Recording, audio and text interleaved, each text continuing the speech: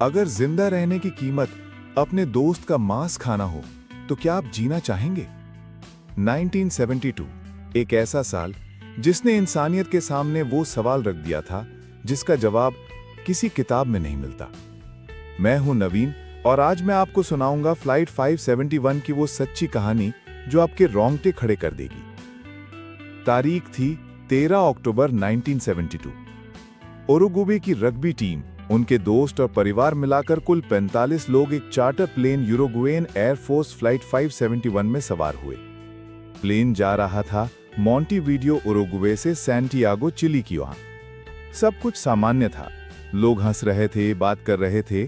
कुछ player match की रणनीति पर बात कर रहे थे तो कुछ खिड़की से बर्फीली चोटियों को देख रहा था। लेकिन दोपहर में मौसम अचानक बिगड़ गया। बर्फीली आंधी, बादल और कंपकपाती ठंड। और फिर प्लेन पहाड़ से टकरा गया। तेज आवाज, जोरदार धमाका। कुछ ही सेकंड में प्लेन एंडीज पहाड़ों की बर्फ में जा गिरा। 20 लोग वहीं मारे गए। बाकी बचे 25 घायल, डरे हुए और एक भयानक हकीकत के बीच फंसे हुए। चारों तरफ सफेद बर्फ, -30 डिग्री सेल्सियस की ठंड, ना खाना, ना फोन, ना मदद। शरीर टूट चुके थे, हिम्मत डगमगा रही थी। लेकिन फिर भी कुछ लोगों ने हिम्मत दिखाई। उन्होंने टूटे प्लेन को छावनी बनाया, बर्फ से घायलों के जख्म दबाए और राहत की उम्मीद में आसमान देखते रहे। पहले दिन बिस्किट, वाइन और थोड़ा सा खाना था, लेकिन अगले 2-3 दिन में सब खत्म। भूख ने शरीर से ताकत खींचनी शुरू कर दी। और फिर आया सबसे मुश्किल फैसला।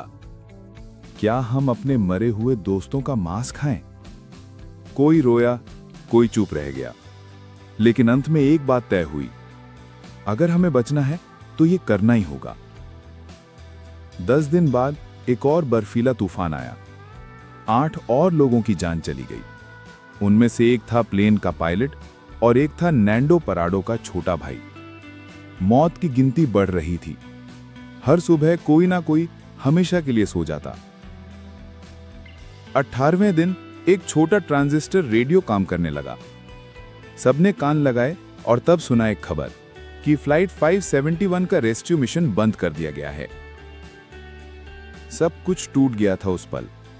दुनिया ने उन्हें मरा हुआ मान लिया था। लेकिन 2 लोगों ने हार नहीं मानी, नैंडो पराडो और रोबर्टो कैनेजा। उन्होंने तय किया कि अब बस, या तो बचेंगे या बर्फ में खत्म हो जाएंगे। तो 61st डे, बिना नक्शे, बिना खाना, सिर्फ कुछ कपड़ों में उन्होंने एंडीज पहाड़ों को पैदल पार करना शुरू किया। 10 दिन की जानलेवा यात्रा, ठंड, बर्फ, भूख, चढ़ाई। और फिर उन्होंने एक चरवाहे को देखा। Help, help, flight 571। और फिर शुरू हुआ असली चमत्कार। 72 डेज यानी 23 दिसंबर 1972 को पहली बार एक हेलीकॉप्टर एंडीज पहाड़ों में उतरा। वहां थे 16 बचे हुए लोग जो 72 डेज तक बर्फ में जिंदा रहे। पूरी दुनिया हिल गई। अखबारों की हेडलाइन थी, they ate their friends to stay alive, miracle of the Andes. Nando Parrado ने अपनी किताब लिखी, मिरेकल इन द एंडीज। उनकी कहानी पर फिल्में बनी, अलाइव 1993 और अब नेटफ्लिक्स पर 2023 में नई film society of the snow भी आ चुकी है। दोस्तों, ये सिर्फ एक कहानी नहीं, इंसानी जज्बे का सबसे बड़ा सबूत है। भूख, दर्द, मौत और अकेलेपन से लड़कर उन्होंने साबित किया कि अगर जिंदा रहने की चाह हो तो इंसान पहाड़ भी पार कर सकता है और खुद से भी लड़ सकता है।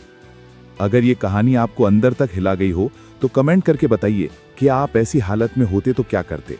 और चैनल नवीन मूवी एक्सप्लेनेशन को सब्सक्राइब जरूर कीजिए, क्योंकि यहां सिर्फ सच्ची और सबसे सच्ची कहानियां मिलती हैं।